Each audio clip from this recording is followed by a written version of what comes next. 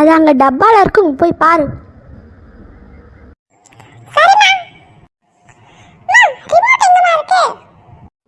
அங்கே டேபிள் மேலே இருக்கும், போய் பாரு. அம்மா, என்னோட ப்ளூ கலர் ஷர்ட் எங்கம்மா இருக்கு? நான் தேடிட்டேம்மா, காணும்மா. அம்மா. டேய், அங்கே கபோர்டில் 4வது ஷெல்ஃபில் பாரு, அங்கே தான் வச்சுருக்கேன்.